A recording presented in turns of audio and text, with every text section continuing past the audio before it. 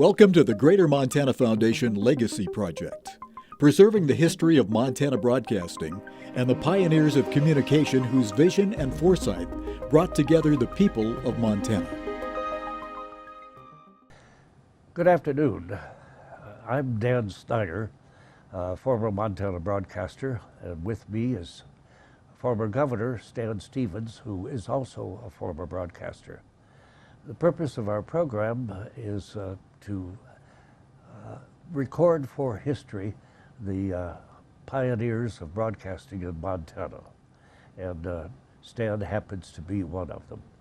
We have a kind of a standard set of questions that we like to form first before we get into politics or broadcasting, and that is, first of all, welcome Stan Stevens. Thank you, Dan. It's a pleasure. And let's begin with where were you born? I was born in Calgary, Alberta. And where did you go to school? Went to school in Calgary, Alberta. And started in broadcasting in Canada. Oh, you did start in Canada? Yes, I did. Okay, what did you do in broadcasting in Canada? Well, I was just kind of a young apprentice that I made myself available to a couple of radio stations, and they finally got tired of me to the point that they hired me. Oh, for heaven's sake. So I was working for actually two different stations, one CFCN and later CJCJ, which is now CKXL in Calgary. Yes. And I did some general announcing and some writing for them and some sports broadcasting. Hockey was the thing that we did up there, as you can imagine. And it wasn't a long tenure, but I started my broadcasting days actually in Canada. Okay. And then when you were 19, you moved to... I came to the U.S.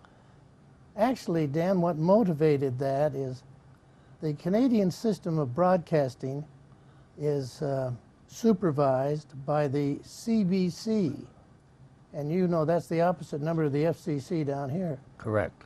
The difference, which is rather startling though, is that the CBC is both a competitor and a regulatory force. So you don't really have the same kind of competitive, open broadcasting system that we have in the States. And while I was only just a young lad and I enjoyed broadcasting, I was kind of fascinated by the microphone.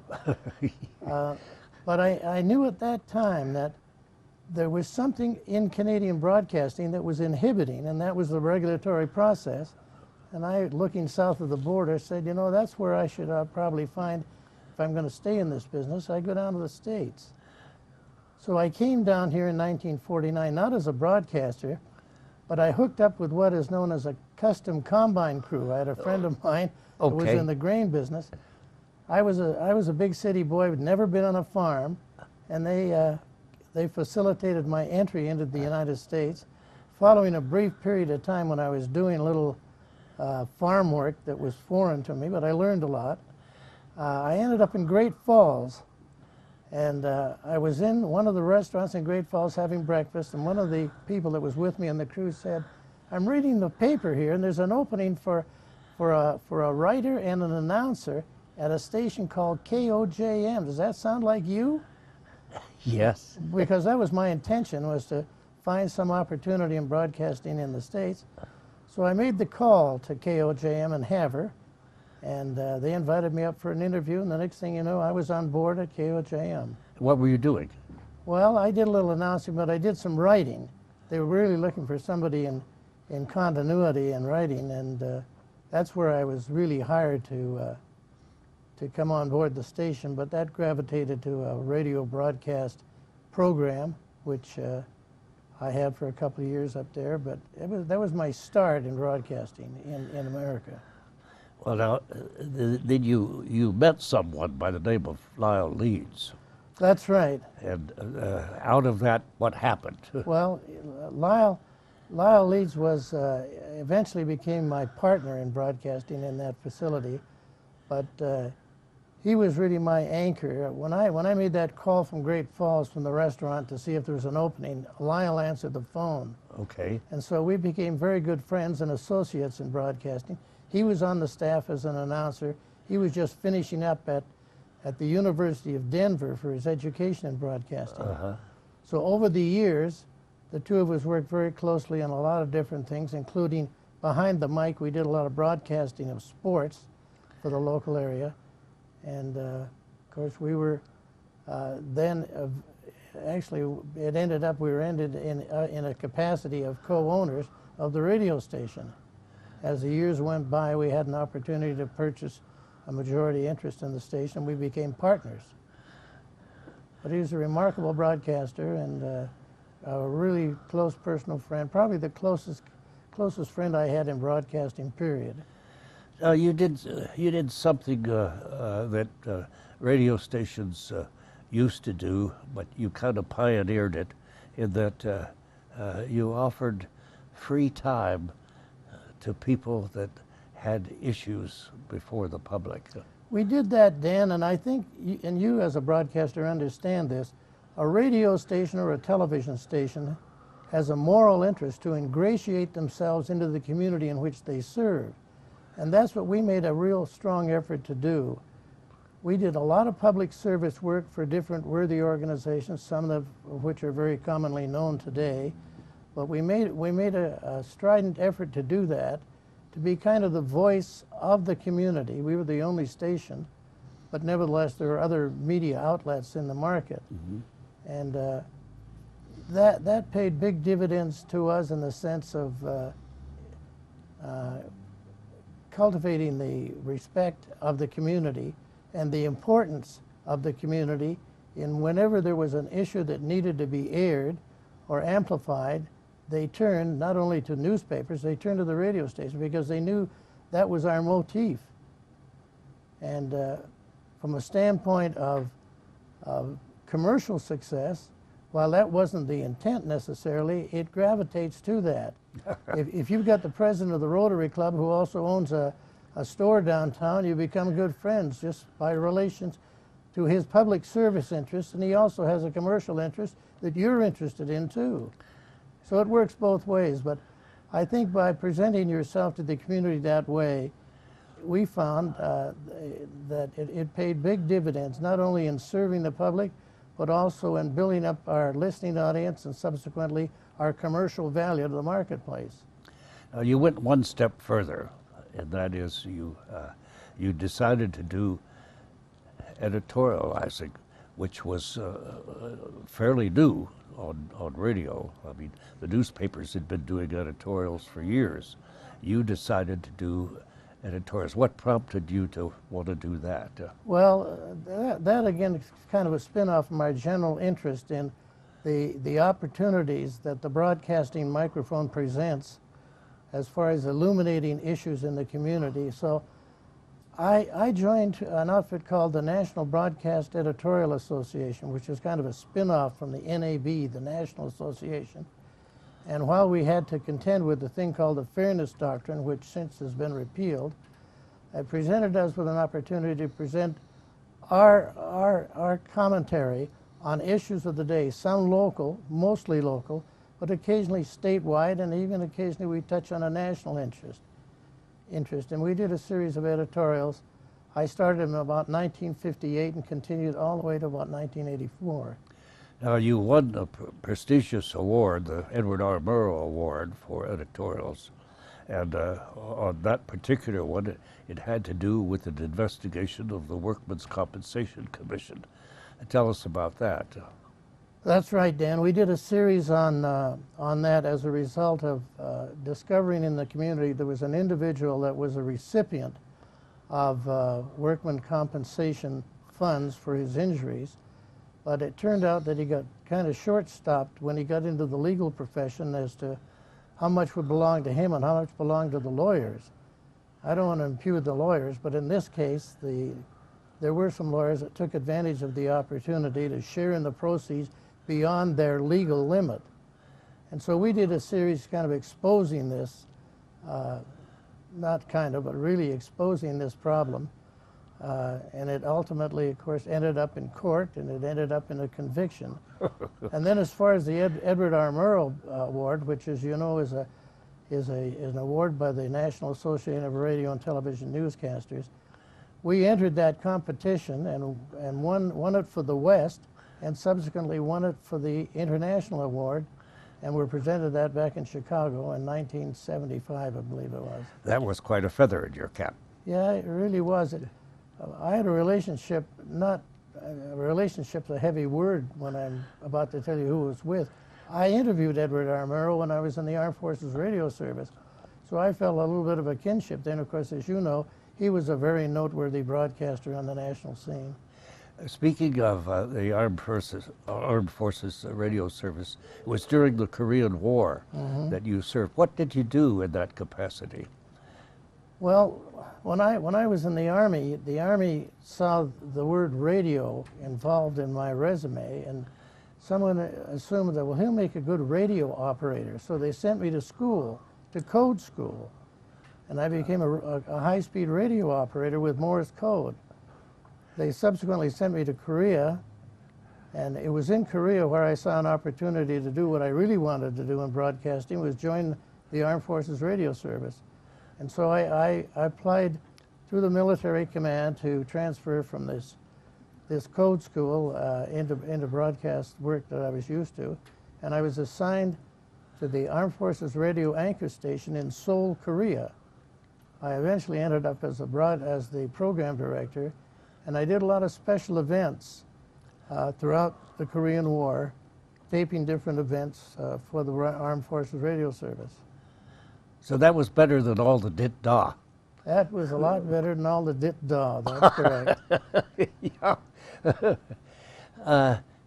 You subsequently wound up, as you probably remember, in the Montana Broadcasters Hall of Fame in 1996. But you had an illustrious career above and beyond your broadcast career. You ran for the Senate, and you won a seat in the Senate. You served, and you were the whip, but you were the majority leader, and then you were the president of the Senate. What about those years in the Senate? Well, they were very enjoyable, Dan, and you have an opportunity to participate in the legislative life of the state, which is an honor. You meet a lot of very fine people who all have the same endeavor in their mind. And I served for 16 years there in different capacities, which you outlined. But it's really an illuminating experience because you're dealing with a multitude of issues, as you know, when you're in a legislative situation. And it's a very educational experience and an enjoyable experience for you. And then you ran for governor, and you served a term as governor of the state. That's right. I ran for governor. I ran in 1988 and was elected in that year. Actually, we campaigned for about 2 years prior to that to endeavor to create a more notable name recognition. A lot of young men and women run for statewide office because of their experience maybe in the legislature or in some capacity. They may feel they're pretty well known, but you're not well known at all. You have to get out and knock on doors and visit every 56 of the 56 counties and develop that kind of name recognition. And that in itself is a real challenge. The campaign to run for state office is very arduous, and just as arduous, I think, is holding the office you eventually try to seek. You had a big job that first year of 1989. That was the year of the statewide celebration of the Centennial. That's right. Where Montana was 100 years old. I lived in Helena at the time, and it was quite a festival. Oh, yes, it was. What was some of the interesting things about that? Well, as you point out, there are many celebratory events in connection with 1989 being the 100th anniversary of the state. So you were constantly involved in different projects. There were parades throughout the whole state, and there were ceremonies, particularly in Helena, the state capital. We had visits by, at that time, President Bush. and all of the formal trappings of a presidential visit. We have Secret Service people coming out our ears, Yeah. and you had to, wherever you were moving in that environment, every 15 feet or so, someone would question your validity to be there. Who are you, and what is your name? And so you go through that particular experience, but it was really, not only was it historic, it illuminated the past history of the state, and the reason we traveled this 100 years and what did we accomplish during the 100 years. And so again, an educational experience, and you're the governor, so you get a chance to ring the bell and give the speeches. And I found that to be a very complimentary endeavor, part of the job.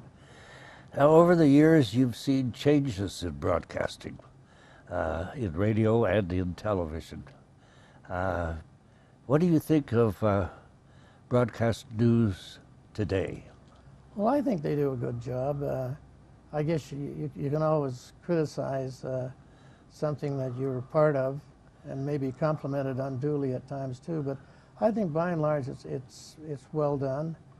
We've got some young men and women coming up through the University of Montana and through Bozeman that have decided to go into the broadcast field, and they represent the future and the present.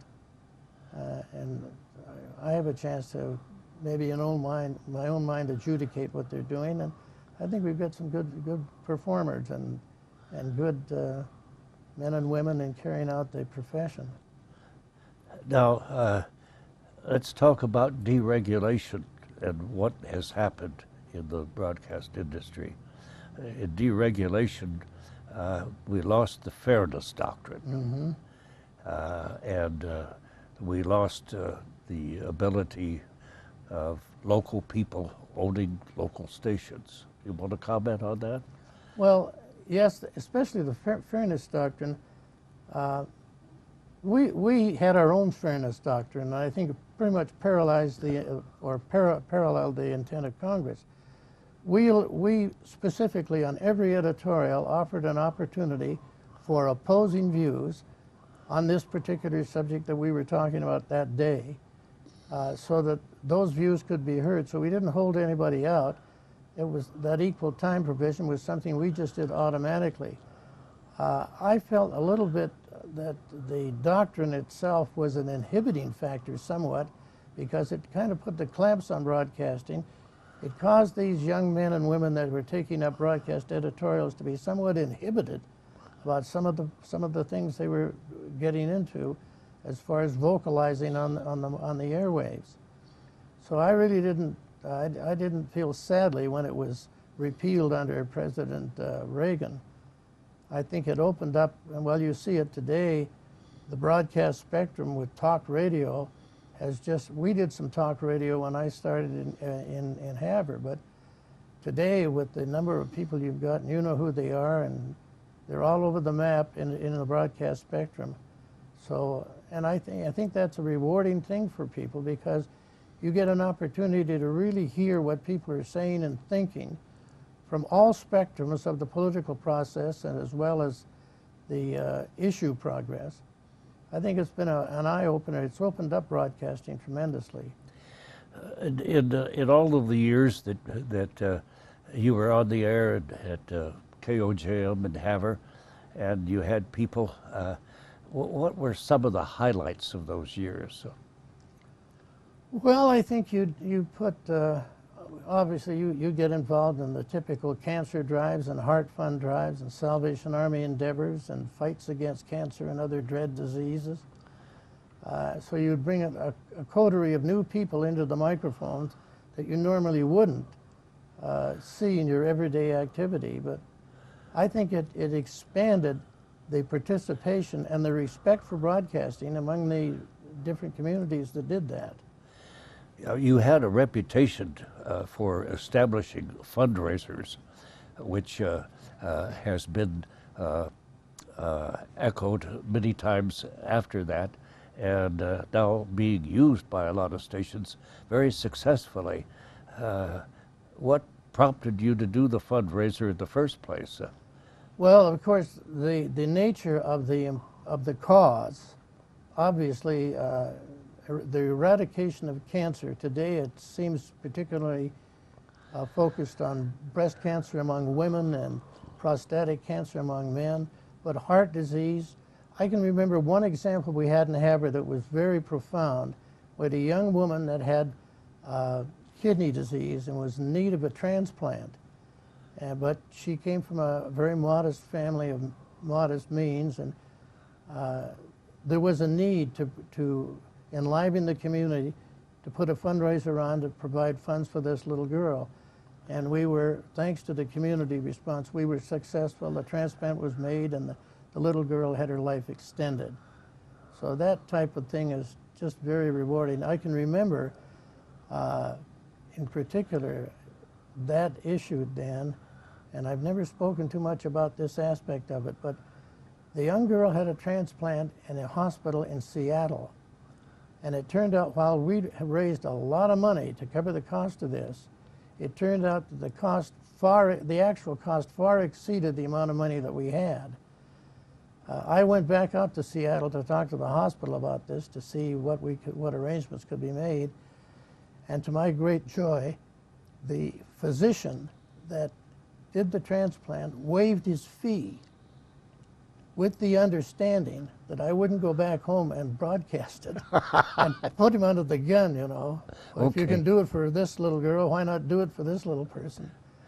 So I thought that was a magnanimous thing on the part of the medical community, but the whole episode had such a happy ending. We were very pleased to have been the ones that started the effort. Technology. We've seen a lot of technological changes since you and I first went into it. That's right. We had tape, and there was no such thing as digital.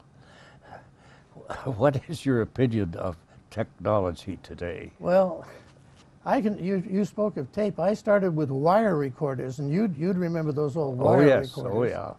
And then you eventually got to tape. The overall technology of the world, of course, I'm a little older, and I'm just being of the age I am right now, I'm on the hunt for a 15-year-old boy that can come and show me how to run my computer and anything that has to do with this new technology. Oh, I think it's tremendous. You can't hold back progress, we know that, but it's pretty consuming, and it seems to be a little difficult for the older generation to buy into it that quickly as the younger generation. But as you know, you've got kids in kindergarten now that are looking at Facebook and some of the things that are foreign to a lot of senior citizens. But it's a mark of progress for America, and you got to live with it because it's here to stay and it's going to expand. Well, also, yes, we did have wire recorders, and if the wire broke, you tied a knot in it. And when we had tape recorders, you spliced the tape if the tape broke. But there were times in live where you weren't taping anything or you weren't recording anything, and sometimes there would be faux pas. Do you recall any of those faux pas? Oh, sure, yeah. I'm sure that there were some that would be attributed to me that I've tried to put it out of my memory bank, but anytime you've got a microphone, I can recall an incident. I trained a lot of young men and women that came into our broadcast realm during those years. And I remember one young fella that started the first day, it was on a Sunday. And I was going down the program log just to help him out with what was coming here in the hours that he was going to be on the board. And at 8 o'clock that night, it was a Sunday night, we had a program called the Ave Maria Hour, which was sponsored by the Knights of Columbus. And so I pointed this out to him. I said, now, at 8 o'clock you're going to have, it was a transcribed disc he played. And I said, this is sponsored by the Knights of Columbus. It's the Ave Maria Hour. He said, you don't have to tell me. He said, I'm Catholic. I said, well, I don't mean to offend you, but as long as you're Catholic, you understand the significance of this. So I turned the radio on at 8 o'clock to monitor how this young lad was doing. At 8 o'clock, the voice comes over the air, the Knights, of Columbus present the Ave Marie Hour. and I called him on the phone. I said, you know, I told you earlier today in our orientation that is Ave Maria, and you told me you were Catholic. And he said, I didn't tell you I was a good one. that pretty well stumped me, but I don't think we offended any of the Catholic community or the Knights of Columbus, but it was kind of a jolt. Well, Stan, it's been great. There are a lot of young people now interested in broadcasting. Yeah. As we know at the Greater Montana Foundation, because we meet and give money to the different universities, to both Bozeman and to Missoula, for young people.